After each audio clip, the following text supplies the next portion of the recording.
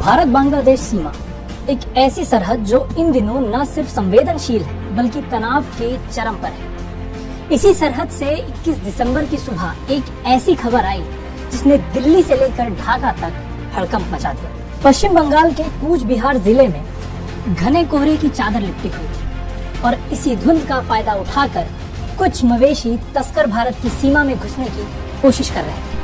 सीमा सुरक्षा बल यानी बीएसएफ का एक जवान उनका पीछा कर रहा था, लेकिन पीछा करते करते जो अचानक अपनी ही टीम की नजरों से ओझल हो गया। जवान का नाम है वेद प्रकाश, जो बीएसएफ की 174वीं बटालियन के अर्जुन कैंप में तैनात है। घटना कूच बिहार के मेकलीगंज इलाके के अंगार पोटा में हुई, जिसे हम 3 बीघा कॉरिडोर के नाम से भी जानते हैं। यह इलाका भौगोलिक रूप से बहुत सकरा और पेचीदा है। पीछा करते वक्त विजिबिलिटी इतनी कम थी कि कांस्टेबल वेद प्रकाश को पता ही नहीं चला कि कब वो सरहद पार कर बांग्लादेशी तस्करों के बिछाए जाल में फंस गए। अगले ही पल खबर आई कि बांग्लादेशी तस्करों ने भारतीय जवान को अगवा कर लिया है। उस वक्त सवाल ये था कि क्या बांग्लादेश में जारी मौजूदा अराजकता के बीच हमारा जवान सुरक्षित वापस लौट पाएगा। जैसे ही बीएसएफ को अपने जवान के गायब होने और तस्करों द्वारा अगवा किए जाने की खबर मिली, सरहद पर अलर्ट जारी कर दिया गया। ये मामला सिर्फ एक जवान के गुम होने का नहीं था, बल्कि 2 देशों के बीच बिगड़ते रिश्तों के बीच एक बड़ी चुनौती थी। बीएसएफ के आला अधिकारियों ने बिना समय गवाए अपने समक्ष बॉर्डर गार्ड बांग्लादेश यानी बीजीबी में संपर्क साधा। संदेश साफ था, हमारा जवान ड्यूटी के दौरान गलती से सीमा पार कर गया है और उसे सुरक्षित वापस भेजा जाए। बातचीत का दौर शुरू हुआ। बीएसएफ ने साफ किया कि वेद प्रकाश किसी गलत इरादे से नहीं बल्कि तस्करों का पीछा करते हुए वहां पहुंचे थे। दूसरी तरफ बांग्लादेशी तस्करों ने जवान को बीजीबी के हवाले कर दिया था।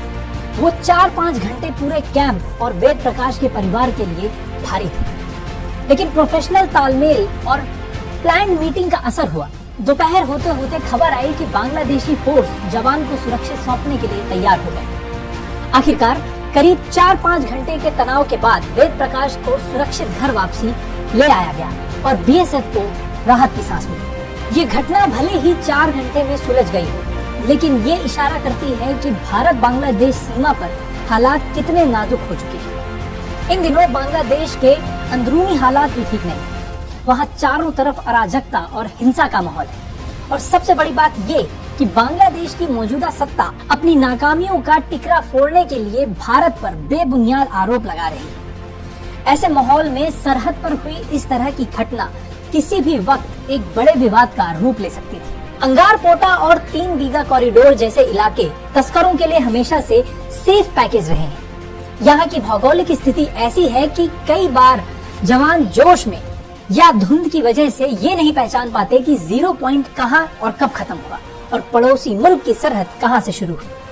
हालांकि सीमा पर ऐसी घटनाएं पहले भी हुई, जब जवान गलती से इधर या उधर चले जाते हैं और फ्लैग मीटिंग के जरिए उन्हें वापस लाया जाता है। लेकिन आज का दौर अलग है। वेद प्रकाश के सुरक्षित लौटने के बाद बीएसएफ मुख्यालय ने इस घटना को बहुत गंभीरता से लिया है। सीमा पर तैनात सभी बटालियनों को खास निर्देश जारी किए गए हैं। कोहरे के मौसम में पेट्रोलिंग के दौरान एहतियात बरतने को कहा गया है, खास तौर पर उन इलाकों में जहां फेंसिंग या तो नहीं है या फिर कॉरिडोर बहुत सकरा है। तस्कर अक्सर ऐसे ही मौके की तलाश में रहते हैं कि कब वो किसी जवान को अकेला पाकर या धुंध का सहारा लेकर जाल में फंसा सके। जवान वेद प्रकाश अपने कैंप में वापस आ चुके हैं, लेकिन ये घटना एक बड़ा सबक दे गई है। सरहद पर सिर्फ दुश्मन की गोली से ही नहीं बल्कि कुदरत के बदलते मिजाज और तस्करी की चालाकी से भी जूझना पड़ता है। बांग्लादेश के साथ बगड़ते संबंधों के बीच अब सरहद का हर एक इंच नई परीक्षा की तरह है। बीएसएफ ने अब अपनी चौकसी और बढ़ा दी ताकि भविष्य में ऐसी किसी भी ह्यूमन एरर या गलती की गुंजाइश न रहे।